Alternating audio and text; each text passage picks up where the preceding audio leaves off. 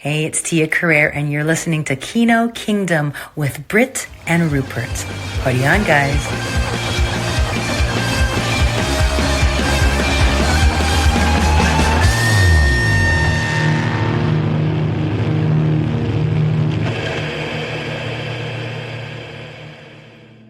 Hello all and welcome to Kino Kingdom. This may not be the first time I've said that because we're using a different program today because Skype has been decommissioned.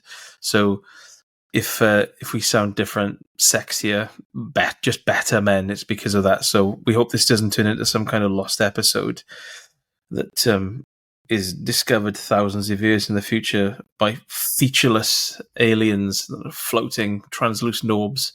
And then when they put this file in the 386 computer and press play, they think to themselves, "Oh, they're quite like Tango and Cash, these humans back in the day." So, but yeah, hopefully this is all well and good. And I'm going to kick off this episode with I'm Britt, and I've got my co-hosts Lazlo and Rupert. But one of the most coincidental things that has ever happened to me happened the other day, and it's so lucky that I have this podcast as an outlet because it would literally be appreciated nowhere else, right? So this is going to lead into a little bit of news I'll talk about in a minute. But as you both know, I listen when I go to sleep. I listen to ASMR stuff, like relaxation tapes and things. And the other day, I thought, I wonder if I could type in on like YouTube actual hypnosis, like sleep and listen to sort of a hypnotherapist hypnotizing someone with like, in-camera sort of thing in their office, and if it would work on me.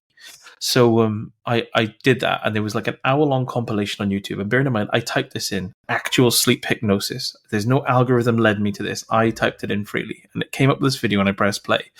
And halfway through, it was this Australian hypnotherapist with a really rich, bassy voice. And I found it really relaxing. And I thought, do you know what? I'll remember this. I'll bookmark this because I quite like this one. And as I looked at my phone, I recognized the person he was hypnotizing, and he was hypnotizing this person, and because apparently he had problems biting his nails. And the person that he was hypnotizing that I came across completely randomly was Richard Norton. Nothing. It's I believe in God now, because I thought, well, that who else would even know who that man was apart from me? But that was extremely coincidental. And I just wanted to say that, of course, unfortunately, I didn't realize this, but in March, Richard Norton actually passed away. And I didn't find out until a few weeks ago. So the star of Jim Carter, and who was really, and what was it? Was it not Way of the Gun? What was that awesome film, Rupert, the Australian? Not Cybertracker? No, it's something of the gun. Oh, okay. I might have to look it up. I know the one you're thinking of, but I can't remember what it's called. In the Australian nightclub with foil everywhere. But yeah, so I might have to do a bit of research on him for the next episode. That was really good, wasn't it? It was weirdly good. Yeah, if you remember this one where he gets into a fight and he gets his foot stuck in a mop and bucket and like in a sort of Jackie Chan-ish way brings it into the combat scene.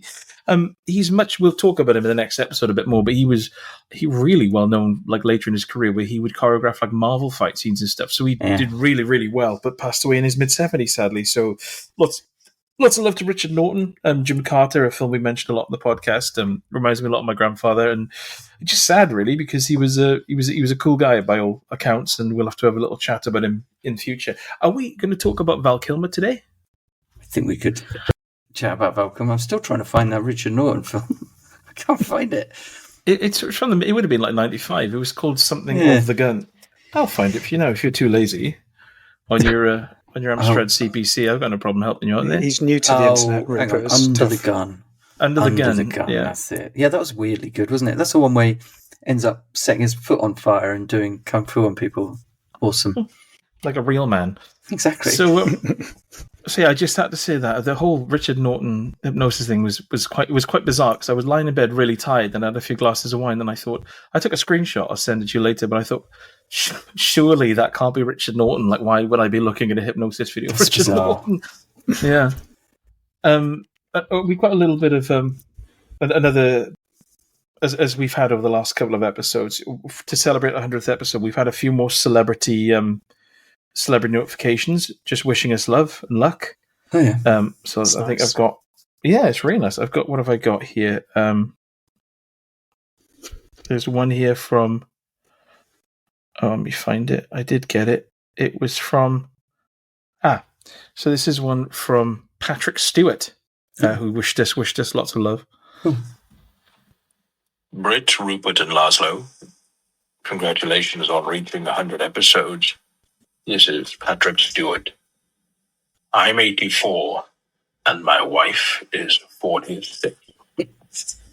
That's all he had to say, and which I thought was really nice. Congratulations to him as well. Yeah, right. Yeah, he's done well there, hasn't he? Yeah. I wonder if he successfully married on a Russian game show next to Kari Hiroki Tagawa. We'll never know, will we? And another one, we had this message. This is a joint message from Casey Affleck and Giovanna Ribisi, who sent in a message together.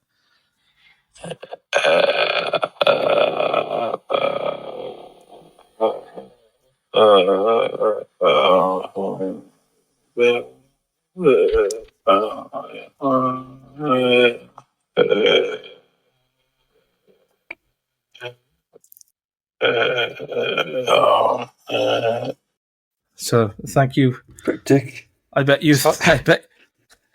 that makes Tell everyone which was listening. which. It is sometimes, isn't it? It makes me want to watch Manchester by the Sea again, though. So Yeah. there's that. But and I do tell a lie. We also had one.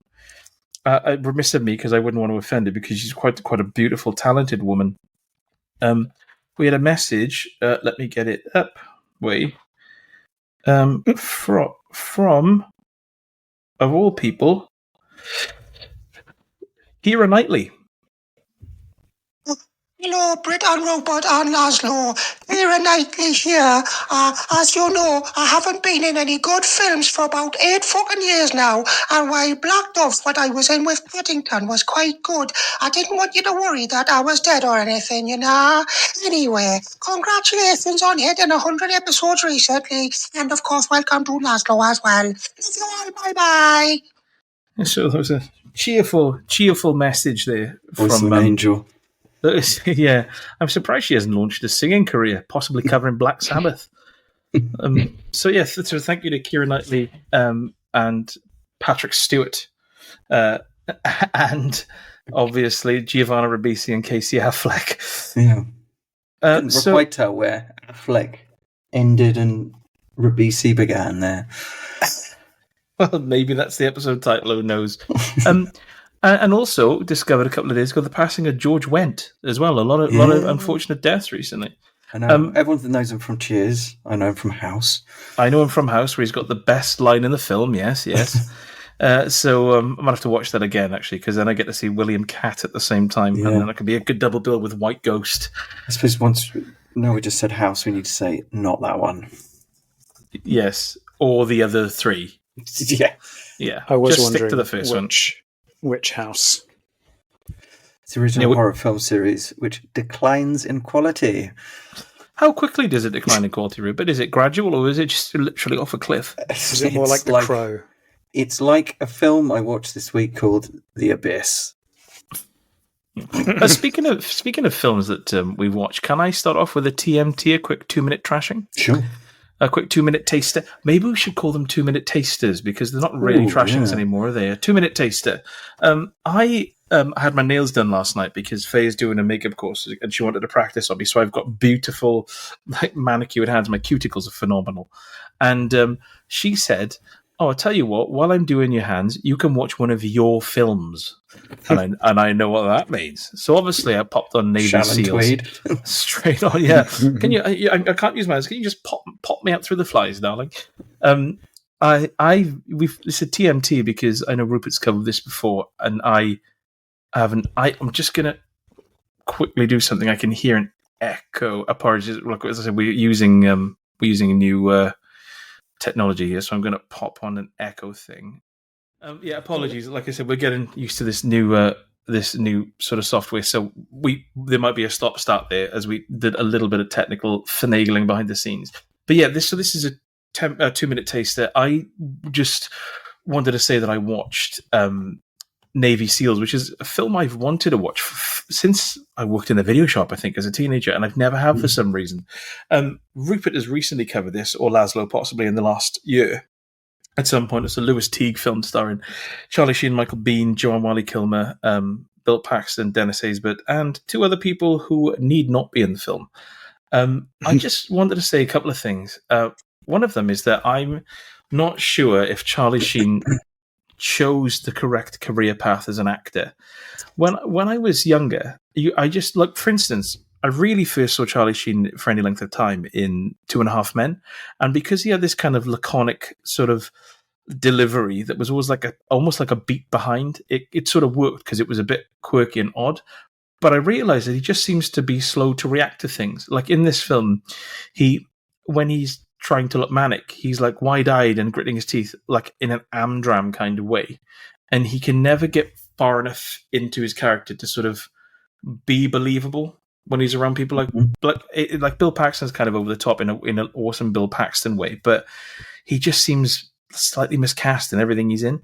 And at the start of this, when I think Rupert might have pointed this out, at the start of this film, when they're driving to Dennis Haysbert's wedding, and he, while they're driving across a bridge in an open top truck, just jumps off into the water and jokes that he just doesn't want to go to the wedding. And yet when they come outside, because the wedding's been called off because of an emergency, he's like pulls up outside like he's gone to the wedding anyway. It doesn't really make sense. The golf sequence where it's the sort of the Top Gun volleyball sequence, but with golf. I've played golf before, and they aren't, because I found out later on that was done by the second unit and mostly directed by Bill Paxton, and it's so at odds with how the rest of the film is filmed, because it does that sort of repeated shot thing, like they did in Hawk the Slayer when the elf fires the bow and arrow and it does a good and just repeated frames. And they're playing golf shots, but taking them over and over again, which isn't how you play golf. Like it shows them putting from this. Like it's really bizarre. Attacking the ball. It's really bizarre. And then, of course, it cuts to Dennis Haysbert having a really meaningful conversation with his fiancée, just like lying under some trees. And I said out loud, if this was real, they would have been escorted off the course for slow play, quite frankly. But yeah, the film is... I was enjoying it. And then I realized that it was like loads of it. Like I thought, it's 2 hours long, this film. And the downtime scenes are just really bland, of like Michael Biehn moping around and falling in love with Joanne Whalley Kilmer. And then the action scenes are really fun and taut. And I quite like how quite important characters are like heavily wounded or killed almost ad hoc. So it's not like made a big show of it. They'll just get shot, and it gives you that sense of, oh shit, like they're at risk at all times and any of them could drop. And I like that side of it. But then when it went back to the sort of, like I said, the downtime, I just wasn't with it. It's like there wasn't enough interest in the characters to keep me going. And some of the characters just don't seem important. It just seems like there's one or two of them too many.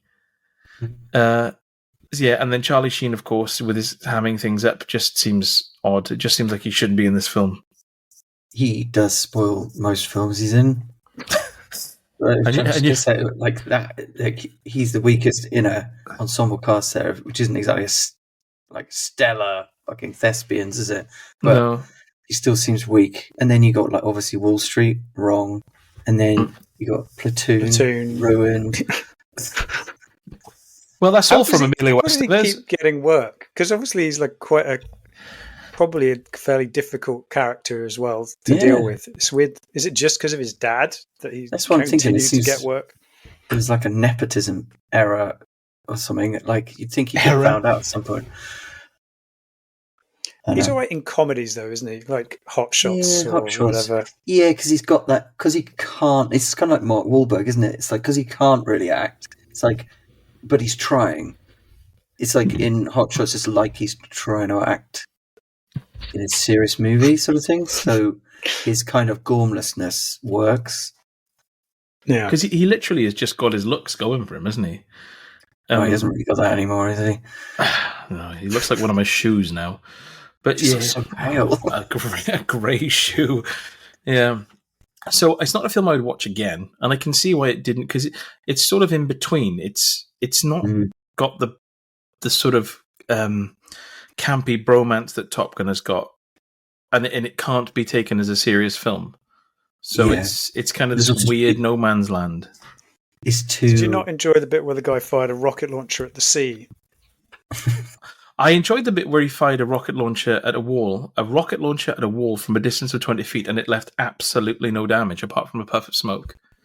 And then one of them throws a grenade, and it is like massive amounts of damage. Also, as well as Charlie Sheen just being miscast and not very good in anything he's ever done, he's also just like a massive liability. And everything is like, he says, there's a line in it which is a good line but doesn't hold up to close scrutiny, where he says, "Trust me with your life, but not your money or your wife." And yet he gets one of his team members killed through just like poor judgment. So it's not even like he's a bit of a loose cannon, but they would just say, you can't be on this SEAL team anymore because you're just a massive liability. Mm-hmm. Yeah. So I think I talked about this before, but and then at the end, he, instead of learning his lesson, he acts rashly again and then wins. And it's it rewards being reckless. You'll get it right in the end, even if you get some people killed along the way. Yeah. Yeah. So it's so that you know at the start who's going to die in this film, just because it's like, okay, there's this group of guys, these two people, you won't even know their names. There's Bill Paxton, there's Dennis Haysbert, and he's just about to get married and go off into the sunset. What do you think's going to happen to him? It's so by the numbers. But I'm glad I watched it, because I enjoyed large chunks of it, but it doesn't. I will never feel a need to revisit this film. No. Were you impressed by the bit where Charlie Sheen picked up a golf ball and then hit it like a baseball with a golf club? I genuinely was, and I think the actor behind him didn't think it was going to happen, because he looked shocked, oh, fair play. It's all done in a oneer. There's a golf cart runs around behind him, and they hit him or something, and then he picks up the golf ball and slogs it at them with the golf club in one shot. And I was like, that you could do that 20 times and not get that right. That's the highlight of the film. That's the best bit. Not quite worth the, let me just look, $21 million it costs to make, though, is it? So yes, that's Navy SEALs. A slight disappointment, but okay if you're having your nails done. I imagine a lot of people watching Navy SEALs do get their nails done at the same time. It's one of those kind of films. Yeah, it's definitely one of those. I think it's one of those films, at the end of it, you stand up, clap your hands, and you either decide on the spot to be a Navy SEAL or a beautician.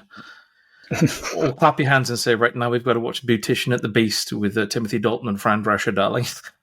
It's a perfect double bill. But yeah, so I mean, we should probably talk about the two films that have been hanging around us, like a chain around the neck for the longest, in the two you mentioned in the preamble to this podcast, Rupert. Should we dive into those?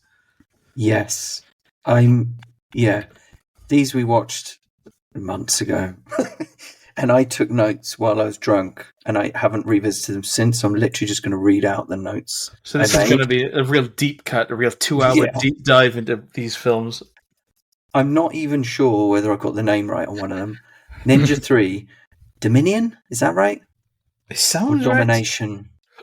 Oh, no, the Domination. Domination? The Domination. Yeah. No, it's actually Ninja 3, the Denomination, and it's about defunct currencies.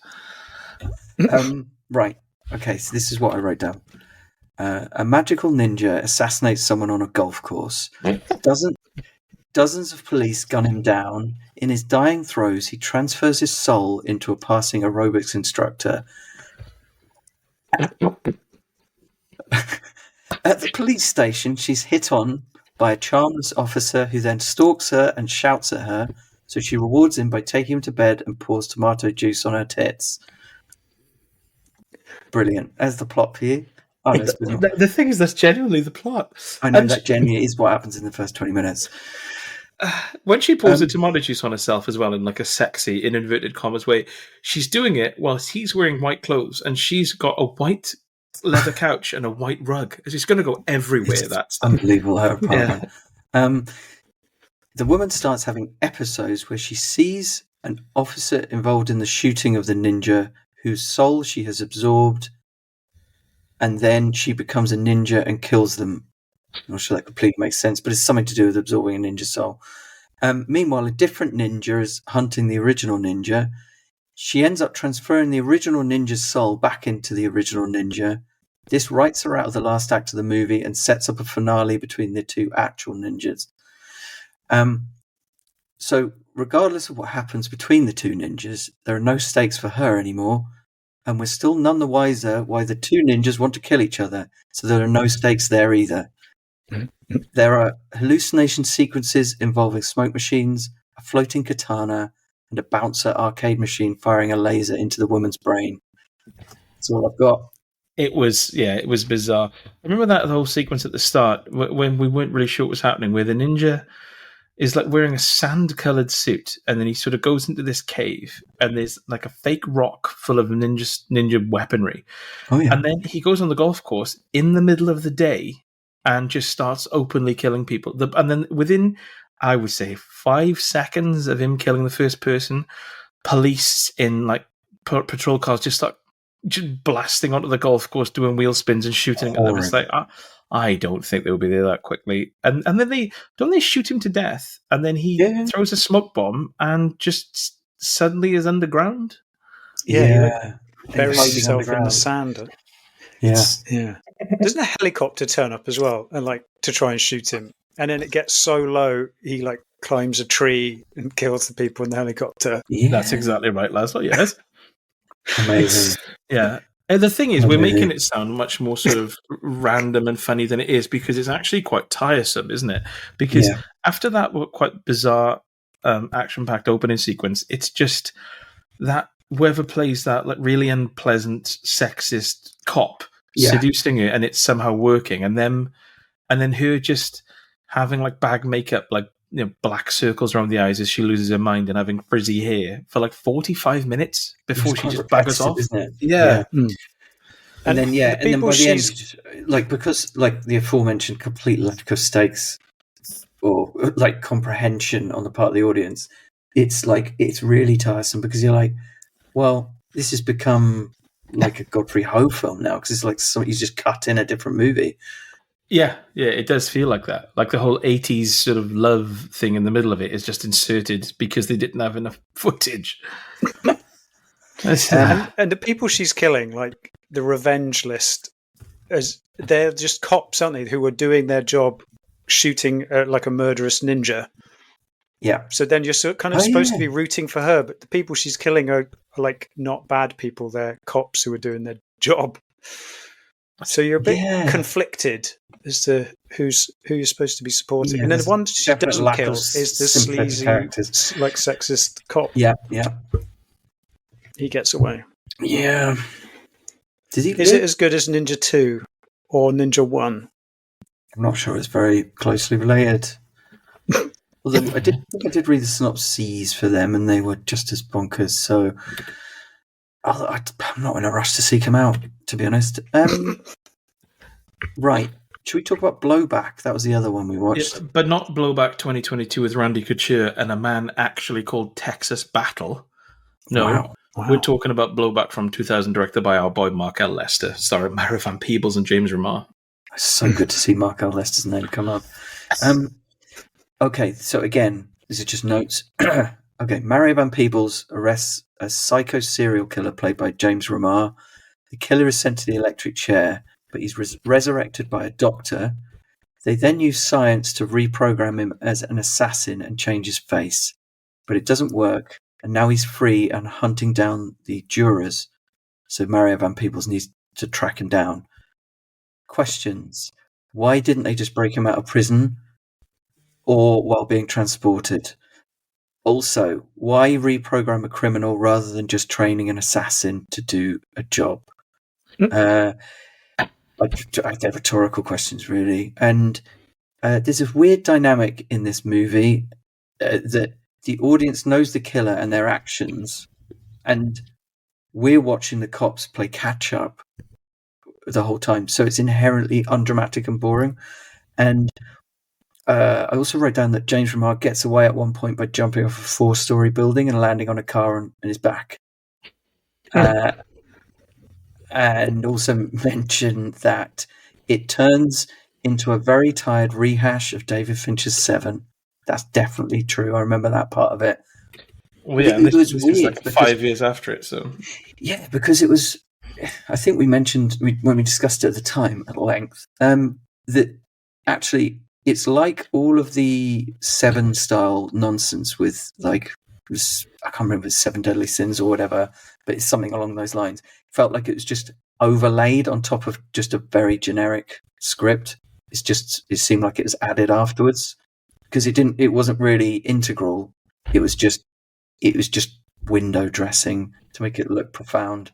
I remember James Remar wearing a false nose for some reason in this film as well. Yeah. And when That must when be they, when they changed his face, I guess. yeah, Next, and when they reprogrammed him, and then they get him to assassinate someone, and then he just starts killing other people and runs off, and they're like, "Oh, he's not coming back to us. He's just doing his own thing." He just literally rings the man behind the whole thing and says, "You didn't deprogram me. I was just really pretending." And then that's dropped totally, and then it's just Mary Van Peebles trying to track him down. Mary Van Peebles, who in this just seems to have a completely encyclopedic knowledge of the Bible and its verses. yeah. Like he literally walk into a room and see a symbol on the wall and say, yes, Genesis 15, the Phil Collins Psalm. And then he'll just start quoting stuff and just solve the issue there and then. There's no like leading up to it working out. He just like walks in and says, "Oh, this is what's happening," and then walks out again. And you think how many cases are you going to come across where that's a useful skill? Like Yeah. up This until this one. point, Yeah. he's been looking for Bible stuff in his crime scenes and finding nothing. Yeah, It's quite lazy writing when you think about it, because it's like we can't be bothered to actually get someone to be a convincing detective. So we just make them have this kind of almost psychic knowledge of scripture and just like follow those clues and like, oh, I know exactly what's going on. It's like the bit in It's Long Legs where she's like looking at just completely random images on a bit of paper, and she just like turns them round, and within seconds she's worked out this whole map. symbolism. Yeah. You also reminded me of what's that Species, Yeah. where Forrest Whitaker, he's like the psychic on the team, and he'll walk into like a room where there's a naked man who's been eviscerated on the bed, and there's a hole in the wall that the alien has smashed through, and he looks at the room and he goes, "She was here." Like that wasn't the most obvious thing, and that's why they're there in the first place.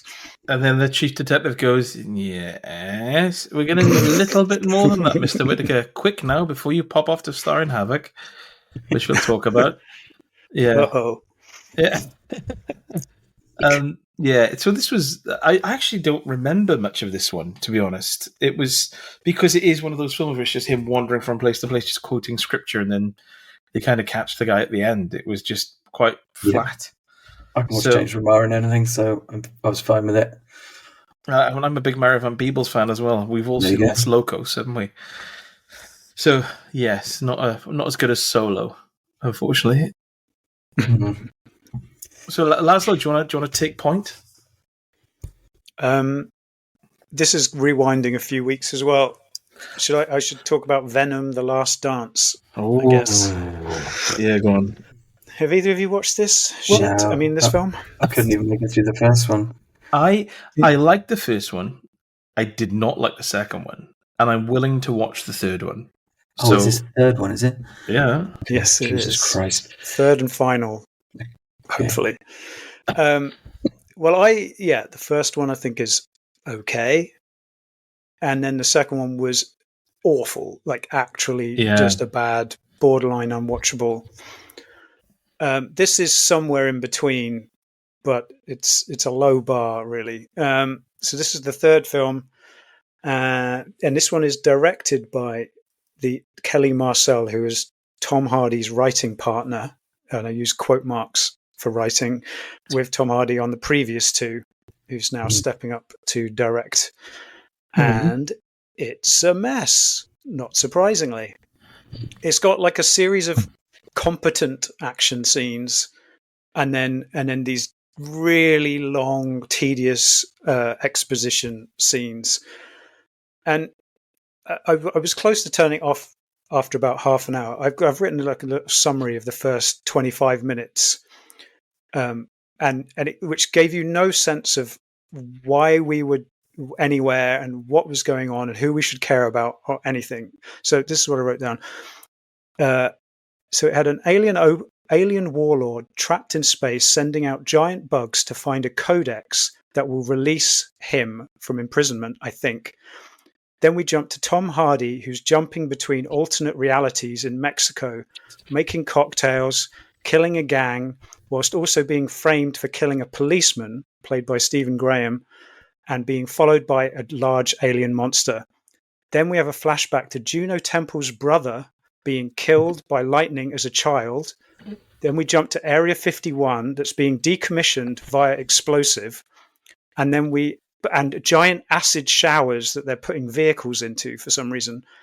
Then we jump to the real Area 51, which is underneath the thing that they're blowing up on the surface, that is accessed via a giant waterfall made of sand. Like anyone is not going to notice this thing. And then we discover that Stephen Graham is in Area 51 and he's still alive and being tested on with a selection of different alien symbiotes. And that was like in the first 25 minutes. And I was just like going, what is happening? How are these things connected to each other? And it doesn't really pull off tying it all together. And I was starting to look at my phone at that point. But then they did have like a fun kind of action scene where one of these killer bugs catches up with Tom Hardy and they're in the water and there's a SWAT team trying to kill him at the same time. And I was like, okay, I will continue watching. But then, then the exposition scenes kick back in and it just kind of reiterates the same info over and over again, where he's talking to himself as Venom. And there's quite a few song and dance numbers. And you're just like, please just crack on. It's and slapstick comedy scenes. And then they mention like that Eddie and Venom have been together for a year. And then they have like these flashbacks to the other films. And you're looking at them and think Tom Hardy is clearly like 10 plus years older. He's sort of getting a bit schlubby. He's losing his hair. He's gone grey. And then there's like scenes of him when he was still chiseled and handsome, and it's bizarre. But ultimately, like it tries to play on the nostalgia for the previous films, which and their friendship and their adventures that they've had. But I don't think anyone outside of Tom Hardy and Kelly Marcel actually have any nostalgia for these characters or these films at all. No. So I was kind of hoping that they would it would almost be like a restart. But it seems that they've just expanded the universe, and again, it's just a needlessly expanded multiverse that just doesn't. That is basically when it could just be that like a kind of single body buddy comedy, if that makes sense. That was what was fun about the first one. That they sort of had to work together to get by. But then when you take that away, it's just another boring film with lots of things blowing up in ridiculous multiverse nonsense. Yeah. And indestructible aliens, which is just boring, where they sort of get shot to bits and blown up and then they reform and you're back to square one. Yeah. Is there a definite ending to this? Well, I probably shouldn't spoil the ending for people who are stupid enough to watch it. Like me, I actually rented this. With cash money? With cash money. Admittedly, it was discounted. Bizarre. But I should have known better after the second one, shouldn't I, really? At least it felt like they actually went to a few locations with this one, unlike the second one, which, from my memory, just like was all in sort of dark corridors and sound stages. That's not. I know I'm going to watch it because I like the character of Venom, but I just that's not winning me over really. Yeah. Don't spend money on it. Just wait for it to appear on Prime inevitably, if it isn't already there. Because we've all seen this and it kind of ties in nicely. Shall we move on to Havoc and not that one? Yes. Yeah. So which one of you wants to take point on this? Do we need full disclosure on this one? No, we don't need to disclose anything. We'll just power on, and we'll talk about it with the absolute laser-focused honesty that we discuss all our films with.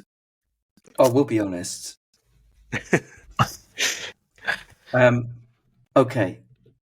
Havoc is on Netflix, and Tom Hardy plays a burned-out cop investigating a messed-up drug deal, and he has a partner who he's unnecessarily mean to, and they end up fighting a bunch of dudes in a club, and then they have a massive Mexican standoff at the end.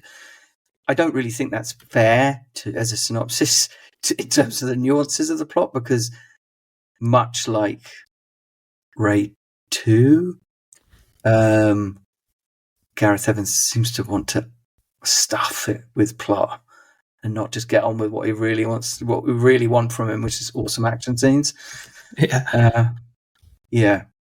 I thought it was quite cliched, derivative script.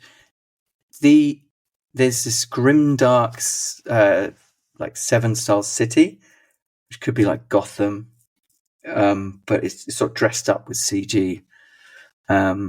Dressed up with CG, it fucking is CG. It was like watching Bunraku.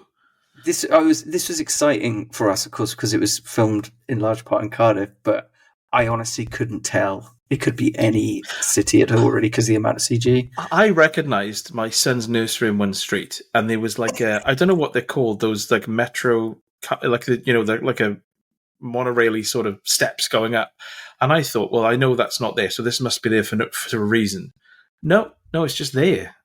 It's just so much money just putting things there that didn't need to be there. Yeah, I feel like it was. It could have just been. Could it just been cheaper just to go to an American city? I don't know.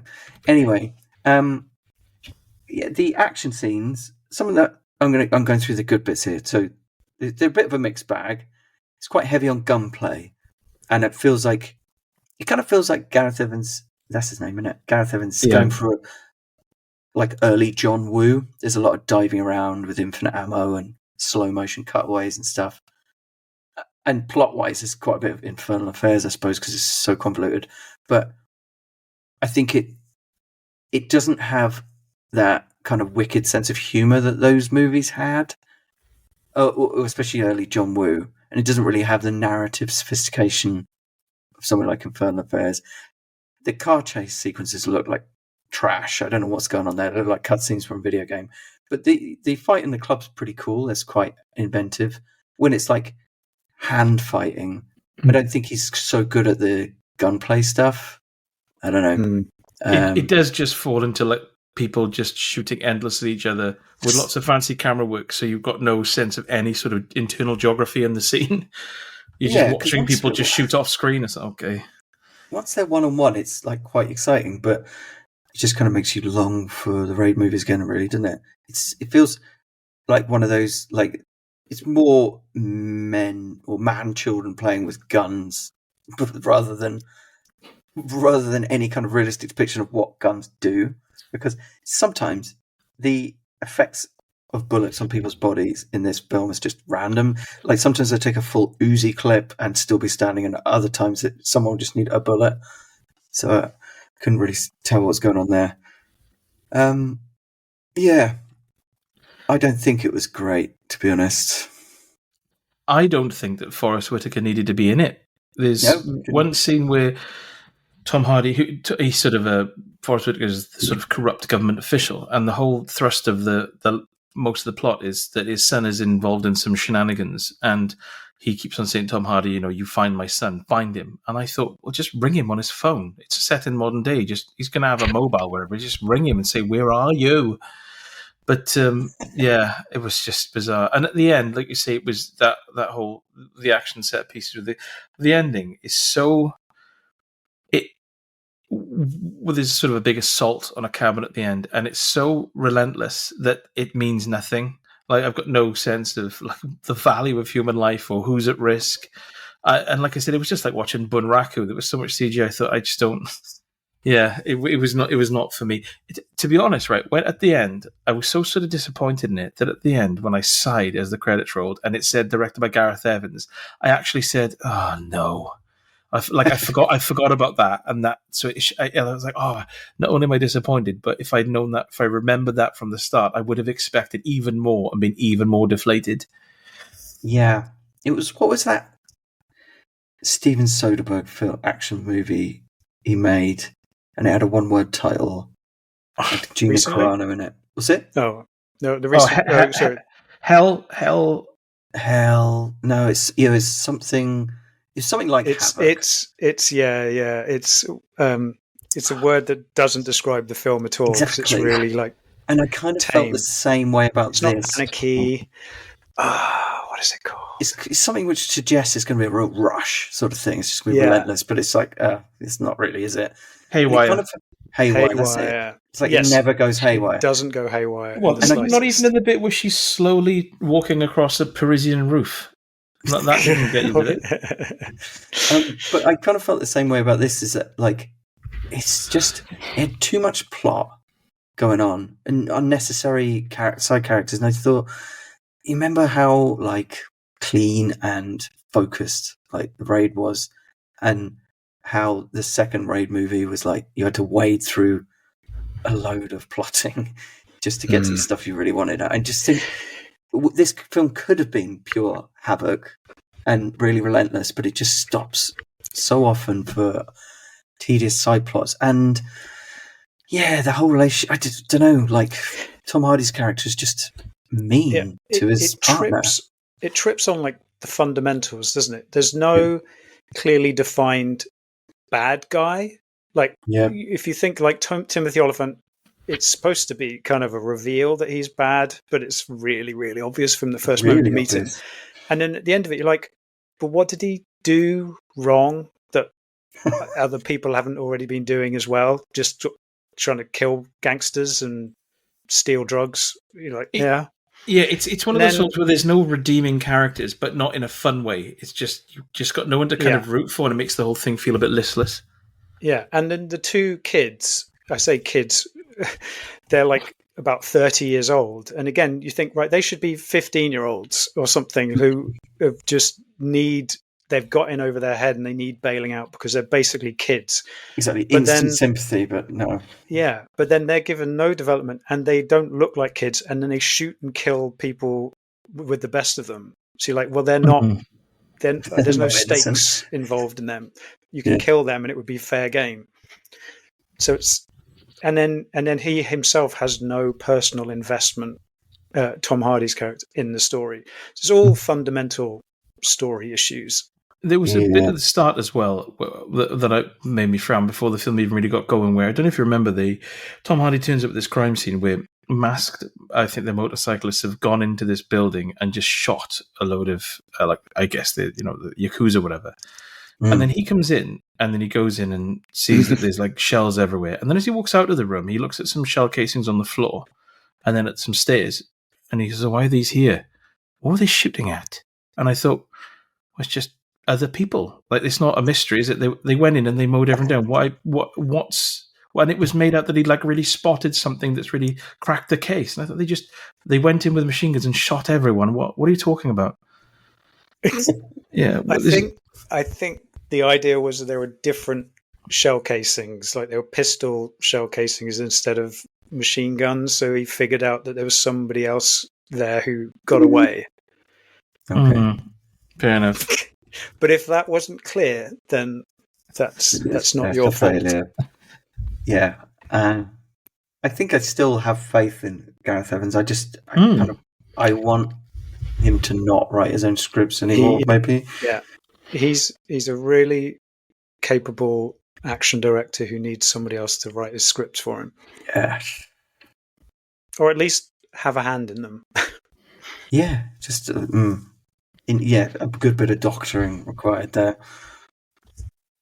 Yeah.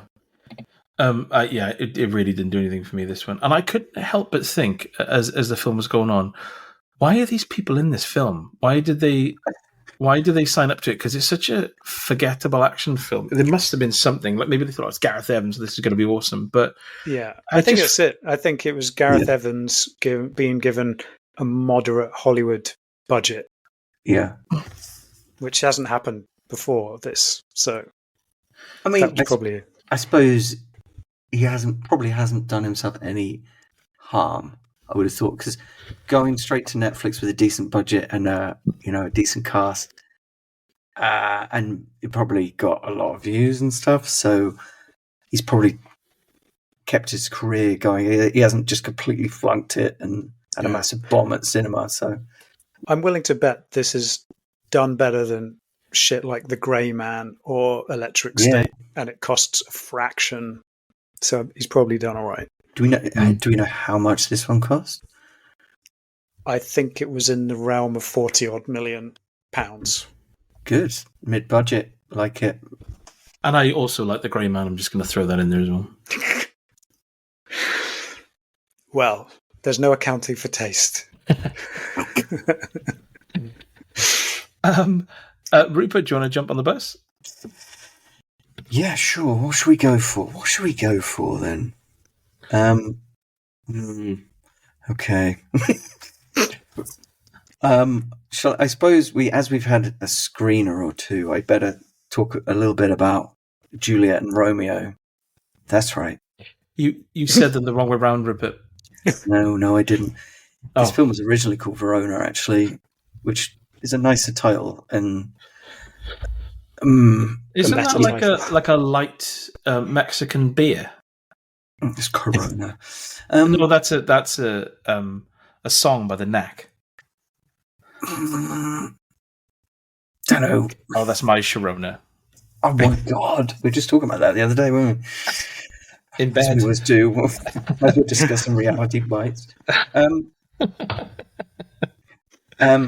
Okay, so Juliet and Romeo. If I were to be charitable, I would say, and this is where you get your poster quote, I say this starts off as a sweet and spirited retelling. But unfortunately, that's not the whole story. It is obviously based on Romeo and Juliet. It introduces itself, I would say, with a certain Bollywood sensitivity. It's got lots of primary colours, songs and dance. It's got rhythmic pop and heartfelt ballads. Although it does not have a Bollywood budget, so it does look pretty cheap, BBC level production values. And it's, yes, for the first kind of section, it's gaudy and earnestly positive and aims specifically at younger teenage girls, I'd say, which seems quite subversive in this day and age and also utterly doomed to fail. And okay, staying on the question, why were you watching it? This was a screener. I wouldn't say it's foisted upon me, but I agreed to take one for the team on this one. So there's quite good chemistry between the leads. They're quite a sweet pairing. Clara Rugard is Juliet, and she looks the part, although she has a strangely bass singing voice. And Jamie Ward plays Romeo, and he's better. He looks a bit like a young Justin Baldoni and injects energy into every scene, so he's quite watchable. The songs are pop songs written for the film. They're serviceable, certainly catchier and more vibrant than anything in the recent Snow White movie. Although the final song is just a wailing mess, so that does not end things well. The script is bad. Cringe, as the kids would say. Because you remember Baz Luhrmann's Romeo plus Juliet, and that found a way of retaining like the original pentameter without, kind of bring it up to date. And this is just lazy and anachronistic. What else? Rebel Wilson has about 3 lines in the movie. Derek Jacobi is slumming it. He looks like he is lamenting the butchering of Shakespeare's language in every scene. But yeah, I think it's actually bearable in a trashy yet good-natured way. It gets away. It kind of rides on its well-meaningness and good nature for the first 2 acts. It's really in the final third where the story goes to shit. And tellingly, it's where it deviates most from the original text. So first, it ends with a battle scene. Well, towards the end, it has this battle scene which is comprised entirely of shouting because they don't have the budget to actually show it. And then the proper revision starts. And I suppose, trying to avoid spoilers, but one of the reasons they've gone for this anachronistic modern script, right, is because this is apparently intended as the first part of a trilogy. That's right. And of course, we know how the original ending of Romeo and Juliet goes. So let's just say it's an unbelievable rewriting of one of the great tragedies in literature. And I'm guessing they've filmed at least a second part because it has this weird extended trailer tacked onto the end to show what's going to happen in the next episode. So overall, despite some early vim and vigor, it's pretty rubbish, and the revisions to the story completely undermine the point of the original text.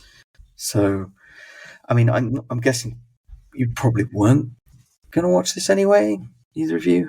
No, it's not my kind of film. But it's not, yeah. Only because they've changed the ending of Exactly. the sacred text. Is the second one called Just Juliet or Just Romeo? Like, that would give away. Yeah. It's like, no, it's just called Jacoby. Hold on. What the fuck am I doing here? Derek Jacobi, he must be at least in his mid-40s by now. He is getting on a bit now. Although, again, he has looked about 70 since Gladiator. So. Yeah. He was in Gladiator too, wasn't he, briefly? Yeah. I don't think he even had a line, and then they killed him off. I think he probably fell afoul of Ridley Scott's editing. Mm-hmm. Amongst many other things that fell afoul of his editing in that film. So not ideal then. That's Juliet and Romeo. I don't expect it'll have a very brief visit to cinema when it comes out. Can I throw in another TMT if I may?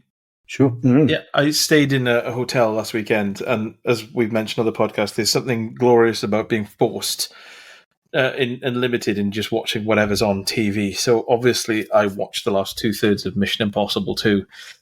A film I haven't seen. I forgot that Metallica did the theme music for it, and I think it's, from memory, it's got to be the worst of the Mission Impossible films because easily it is just so flashy. It felt like it was being directed by an excitable teenage boy who was caning back cans of Monster and shouting, "Isn't that cool?" at the producers as he filmed everything.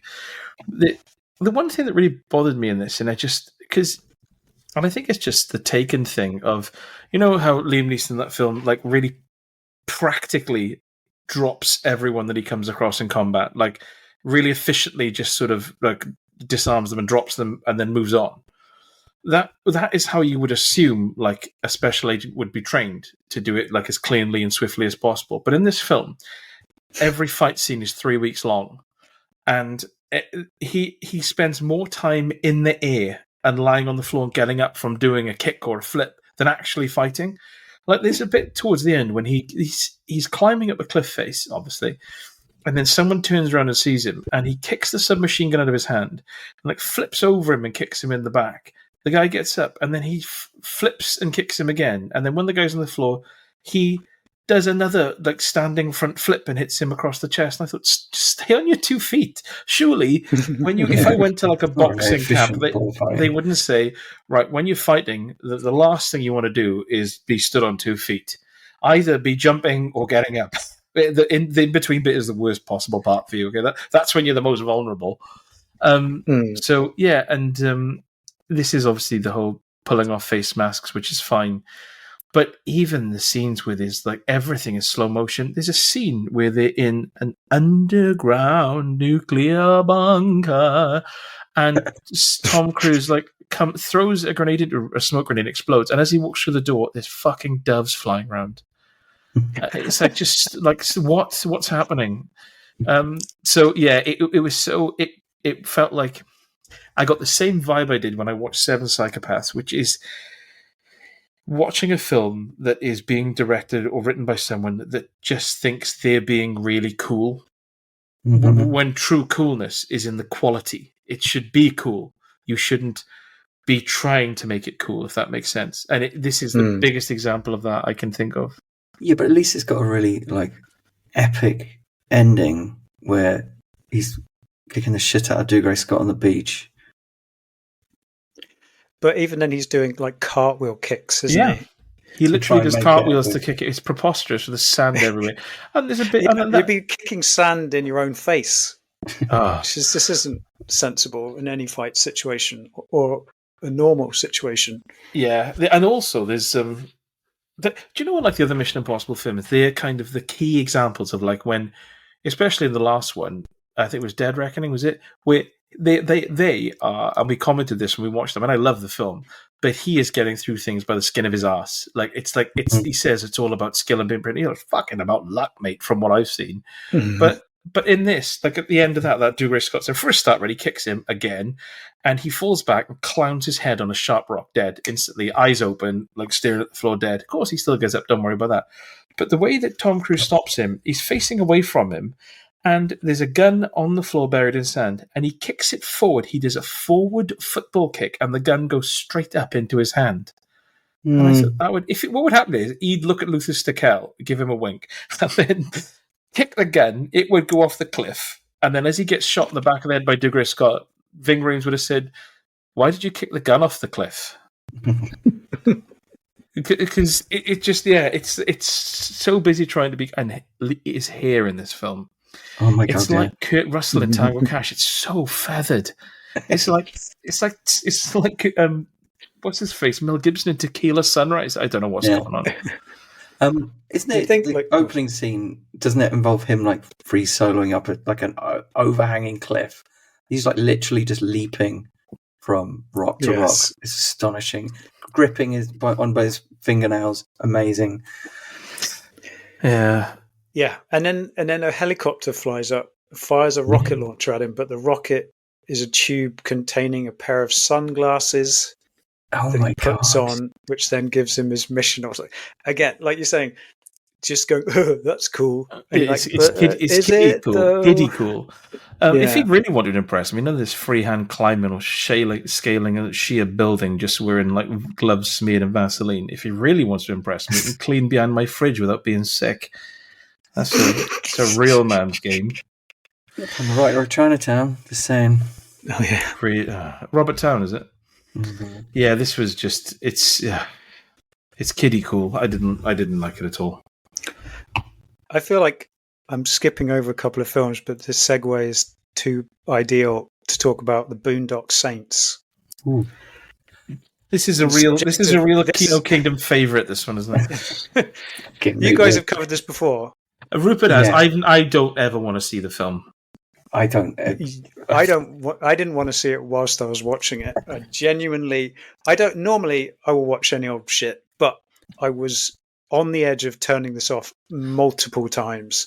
But it is a classic example of one of those things that thinks it's cool, and it is not cool. It's not at all. No. So this came out in like 1999, the same year as The Matrix. If you want to compare a film that actually is cool. Admittedly, I mean, I guess you could say The Matrix was trying to be cool, but it pulled it off. Anyway. Yeah, but it was, I don't know, it was weird and intelligent enough to kind of like, there was a real chance that it could just completely fail, I suppose. You know? Yeah. It was picked its references well, didn't it? I wouldn't say it was wholly original, but... and it took itself dead seriously, whereas Boondock Saints, I mean, I'm sure we'll get to this, but Boondock Saints is like, so it's got that slight get out of jail card of like, oh, it's so wacky that, you know, don't take it too seriously. No, it's just shit. Sorry, go on. Yeah, well, so this like came out, this is obviously a post-Tarantino thing, so everyone is trying to say like sharp, funny dialogue. It's timey, jumpy, but I genuinely thought that something had gone wrong. Like, because I'm aware that this kind of has a culty following, and there were scenes like at the beginning where the two the brothers, the Boondock Saints, are in a church, and then like they just march up in the middle of this sort of ceremony and kiss the feet of Jesus, and you're waiting for them to like shoot everyone or something, but then they just walk out. You know, oh, and then they go to a pub, and these Russian gangsters come in who threaten everyone, and then the scene just ends, and then we cut to an alleyway where there's two dead guys, and the police are investigating. I was like, what is happening? Where the scenes are missing? This is a Venom level. I don't understand. Yeah. But then what it does is it rewinds back as the police are investigating the scene, and you go, oh, okay, so now the dead bodies in the alleyway are two of the Russians. And then he kind of fills in what happened, how they got in the alleyway, and how that originated in the bar, and so on. And I was like, okay, well, I guess I kind of understand, but I don't know why it did it in that way, which was just confusing. And then it does it again, and then it does it again, and again. So the scene ends, and it's sort of building towards something might happen, and then it ends, and then you're just in the middle of a police crime scene, and then the police replay through narration what happened, and it takes out any sense of discovery or excitement about the unknown, because you know what happened from the beginning of the scene. Like, it's so it's really bizarre, and it's obviously trying to be very clever and funny, but it just feels like a complete mess. Isn't it Willem Dafoe as well who's chewing the scenery? Yes, I was going to come to that. Okay. Yeah, the brothers are completely non-entities. They're just not interesting. They're kind of half stupid and half skilled, but whenever it suits the story best. And then Willem Dafoe he's got the best role in this thing, and he's playing the cop who's trying to catch them. So there's lots of scenes where he turns up into these crime scenes and then chews the scenery, like doing things like, as he's recounting the tale of how everyone was shot, he's in the flashback pointing finger guns at people and singing and dancing, and he listens to music because he assesses crime scenes, and then you find out that he's gay, but he's like horribly homophobic at the same time. And then at the end of the film, he sort of ends up siding with them. He's driven mad by the fact that he can't catch them, but then when he finds out who they are, he just kind of sides with them. And then in this last scene, he dresses up as a female prostitute and seduces a gangster, and then shoots the gangster in the head, and then gets knocked out. And you're just like, I don't know what's going on. How does Billy Connolly fit into it again? He rips up, didn't he? I didn't expect you to say that, Rupert. So he's like a super hitman that is hired to kill them. He's released from prison especially to kill them or something. And then he just joins them as well. I think I missed a line where they say he's dad or something, maybe. But he's got a Scottish accent, and they're faking Irish accents. I don't know. Anyway, he just joins forces with them, and it sort of teases a sequel. Which they made, I believe. Which they did, which I haven't seen, and I don't think I can bring myself to watch. Who is it? Is it Norman Reedus and someone else? Sean Patrick Flannery, yeah. Norman Reedus's hair in this, is it perfectly washed and or is it greasy, rat-faced shit like he always is? You'd be surprised to hear it's greasy, ratty. He was a Calvin Klein model. What? He was a Calvin Klein model, and he can't even wash his face. I suppose he's got cheekbones and stuff of a model, and I guess he looks a bit, like you say, a bit unwashed. He's a bit of Walter rough. Matthau had cheekbones, Lazlo, as well. I'm sure he had his admirers too. I don't know. Yeah. Norman Reedus looks like the kind of person, right? Sorry to interrupt, but he looks like the kind of person that if he had his kids and he was in the basement and they were in the attic, they would know and they would shout down, "Oh, Dad, have you taken your shoes off?" He looks like that kind of person. Yeah, especially like now. Now he's put on some years. He's turning into Scott Glenn. His sort of face is he's like turning into a skeleton wearing a Raisin costume kind of thing. Oh dear. The only reason why I watched this film was because of Broforce. Because that's like all the characters in that are like action movie classics, and I was like, I haven't seen the Boondock Saints, so I felt like I should. I know you wish you hadn't. I hadn't. Yeah. What have you got in the tank, Rupert? I can talk about Excalibur, No, which I This paid is the- for. John Borman one. Yes, because it was discounted on Prime. So I thought, yes, I remember enjoying this movie. It's based on La Morte d'Arthur by Thomas Mallory, which is a bit of a spoiler title, to be honest. But yeah, the book basically compiled different Arthurian legends into a single volume, and it kind of became the definitive story, I suppose. So this movie feels like a bit of a whistle-stop tour of the Arthurian stories. It's kind of episodic, but it's also very pacey, and like every scene has some huge dramatic turning point because it's covering so much ground.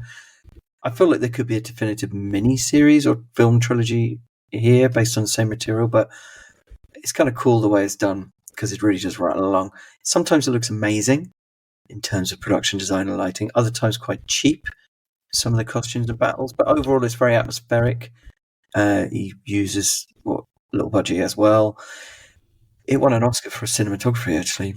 It has a wonderful performance from Nicol Williamson as Merlin, very witty and wry, and it seems it's quite like a randy movie. It seems like I don't know whether this is presumably part of the original text, but like every conflict and catastrophe in the film is a result basically of the male libido, like versus Gabriel Byrne, and then you get Lancelot and Guinevere, and then you get Merlin and Morgana. They're all just at it, just fancying each other constantly.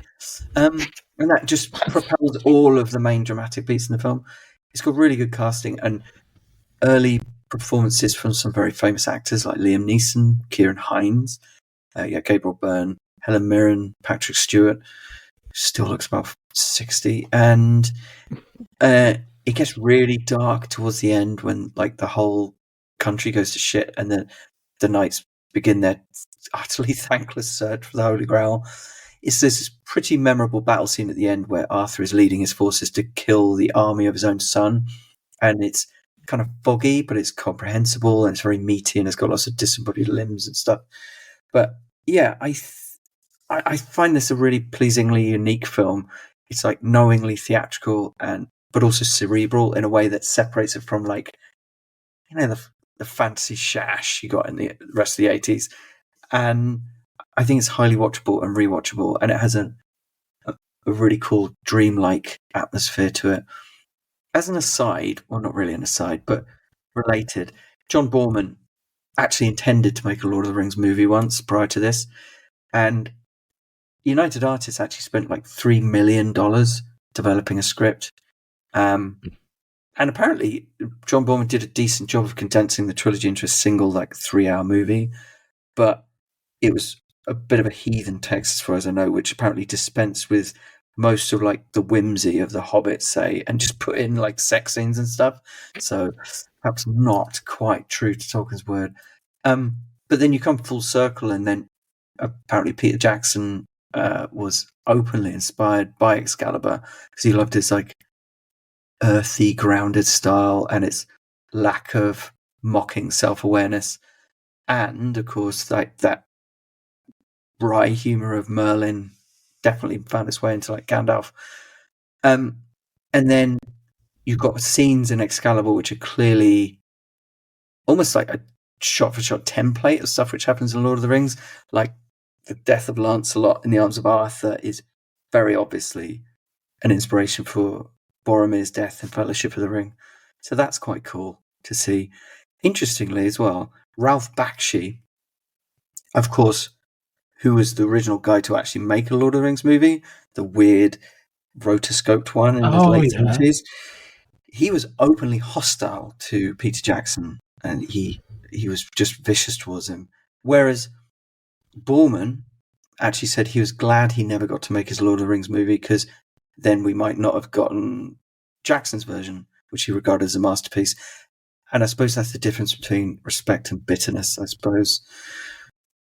So, what was Bakshi's issue? I'm not sure. I think his problem was that he'd never been allowed to finish his opus because, of course, his Lord of the Rings finished at the end of like Two Towers, Hmm. and he never got the chance to make a third one. But then Jackson just got this, unknown upstart Jackson just got thrown a bunch of money and made a trilogy back to back. I mean, it's different times as well. Yeah, so Boromir's surname, was it Tanner? yes. I don't know much about Lord of the Rings, so. So anyway, yes, Excalibur, definitely worth a watch. There's not really another movie like it. It's very cool. I'm not sure I've ever seen it all the way through. I've definitely seen chunks of it. I think I slightly confuse it with the Holy Grail. No, the Holy Grail in my head. Yeah. Monty Python. I think it's a movie where with Excalibur, after 10 minutes, it might be quite easy to bounce off it because you're like, whoa, this is very stagey and theatrical in style. But once you kind of get into its rhythm, and it's kind of like you just accept that people are almost acting like they're in a silent movie, very kind of OTT. It's pretty cool. Is Patrick Stewart in this? I believe I haven't seen this one, but I believe there's a scene where he approaches the sword and the stone and tries to pull it out. Does it just come out like it's just through like warm butter? And he says, "Oh, that was easy." No, he grasps it, and instantly the veins pop out on his neck, and he's just desperately just grimacing and grunting, trying to pull the sword out of the stone in seconds. Yeah, and then his son walks up behind him and says, "Dad, the last time I saw you tagging that hard, the shed was bouncing." Exactly. Yes. So it's recommended, Excalibur. Oh, cool. Watch. Yeah. Can you track it down? Well, I think I will watch it end to end. Has Patrick still got hair in it? No. He's got like that crown of hair, isn't it? At Yeah, this point, around his ears.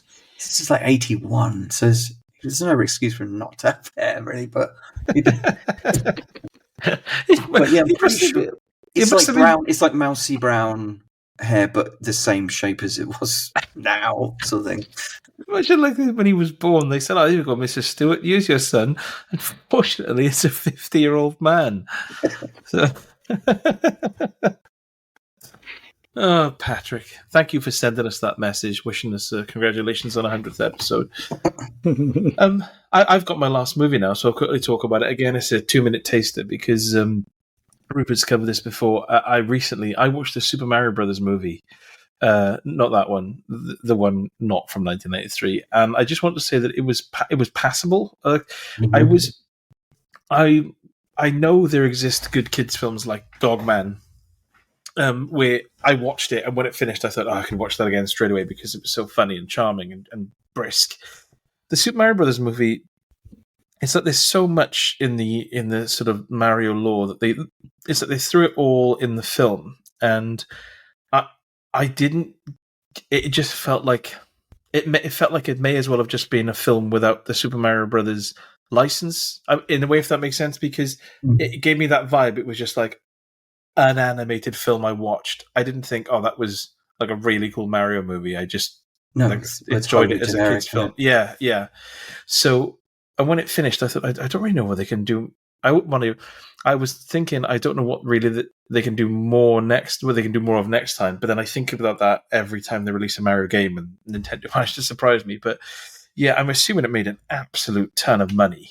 Yeah, still the most successful video game. Oh yeah, so it's 100 million budget, 1.3 billion. So it's done well. But I can't remember much of it, and yeah, it didn't really grab me. It was fine. And if my son wanted to put it on again, power to him. But my interest would already be faded. I'd already be doing something else in the background. Yes, I think it does enough. It's just so generic. It just does enough to just blandly introduce all these all this iconography to general audience.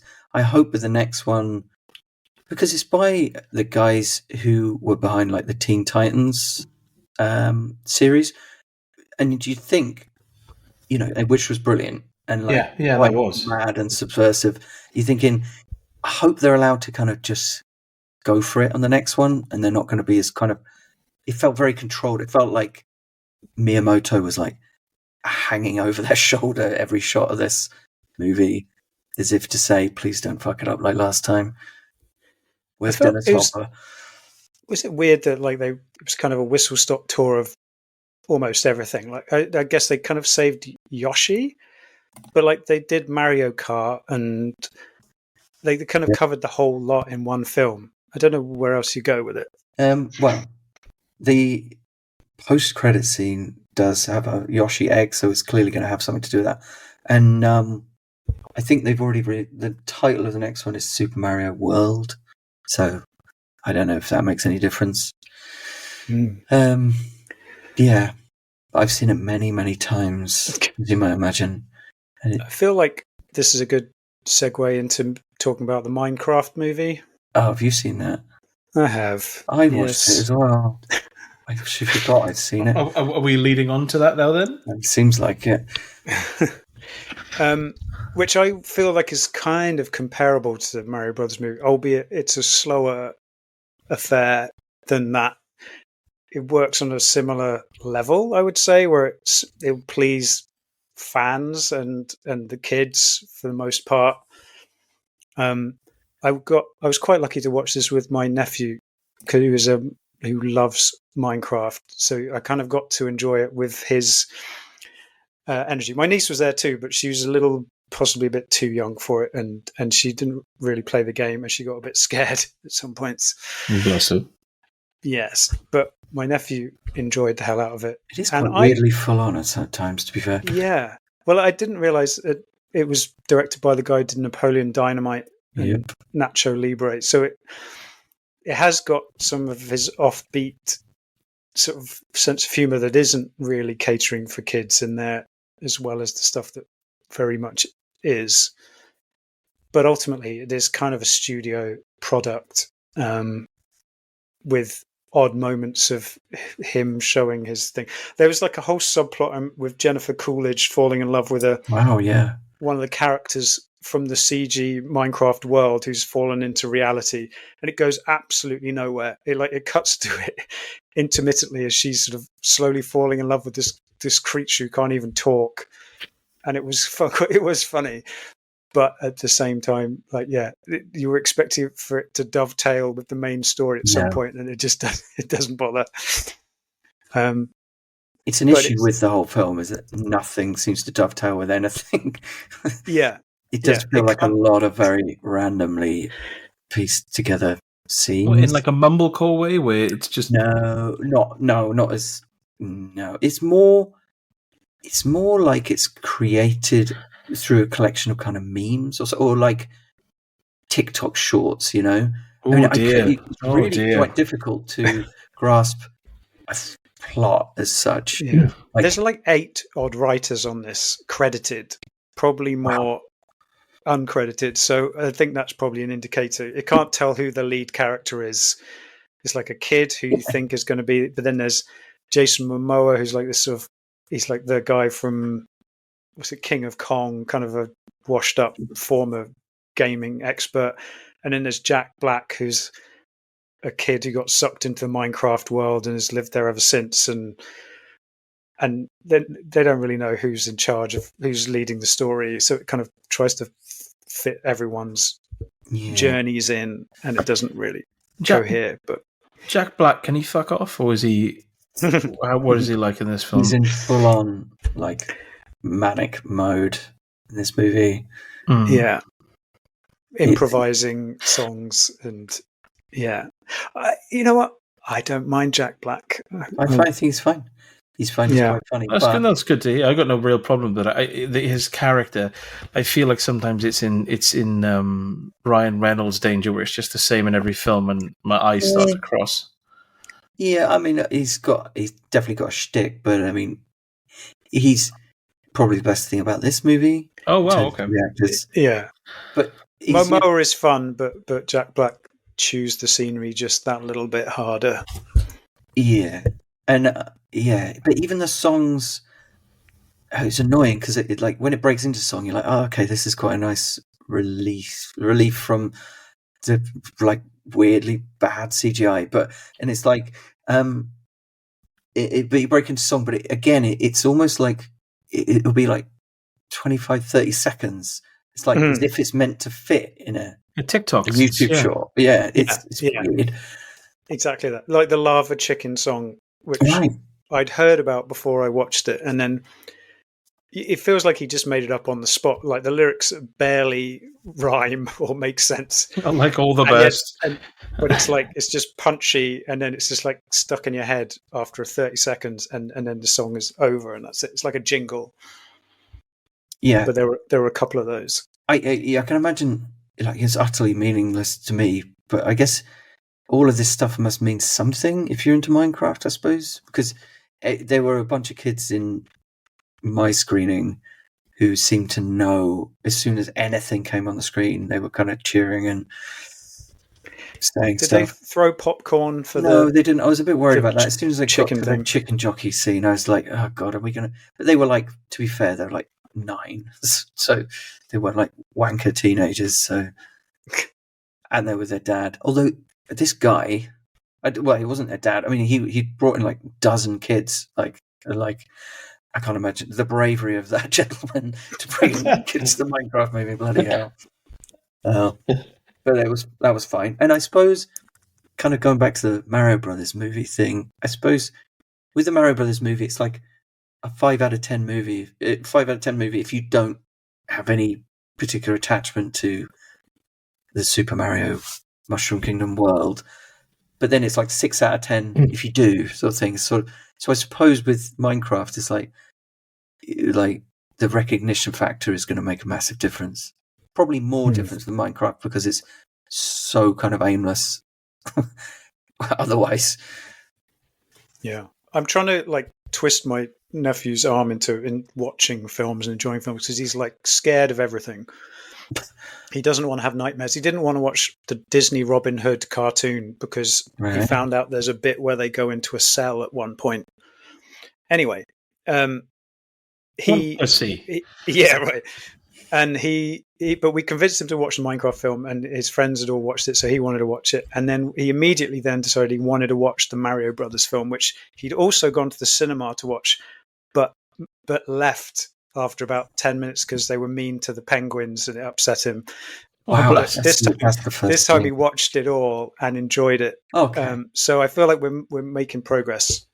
Oh, so I want to watch the Goonies next, but then I remembered there's all that fairly horrible shit in that film. When your nephew said to his mum and dad, and he's like, "All right, they're being mean to the penguins. I'm going to leave." Did his dad say, "Yep, no problem. Come on, son"? And then they got in the car, and he's like, "You okay?" And then they sat in the car, and they put the seatbelts on, and then the dad started the engine, and then he turned the engine off and went, "Oh my God, I forgot. I fucking paid for that. So get back in there." I hope so. He's got a He's scared of the cell in Robin Hood. No, he was scared of Jeff Fahey in the cell. I was scared of the cell. Anyway. You should get him to watch The Cell with Vincent D'Onofrio. Vincent D'Onofrio, not Jeff Fahey. Sorry, Jesus Christ. Yeah. There's the one where he hooks himself in his skin to the ceiling and then wanks over his victims, isn't it? I watched that film with my mum. Yeah. I mean, it's a weird first date for lots of reasons, that one, Rupert. Wowzer. So Minecraft movie. So that's the Minecraft movie. Whatever. Yeah. Yeah, we went quite off topic with the end of that, didn't we, really? We did go into a different place. Yeah. Can I do a quick 2-minute? Please. I've run out of films, by the way, guys, so I'm just going to sit here and interject every now and again. 2-minute teaser, yeah. Okay. The Abyss. I'll talk about this briefly. Disney Plus. It is not the director's cut. That is an issue. It's an issue for me because it has the same old cheesy sudden ending and no cool tidal wave. That's what I wanted. I was waiting for the tidal wave. It didn't come. Did you just sit there when the film ended with no tidal wave and you just threw a pint of water over your screen and said, "There you go."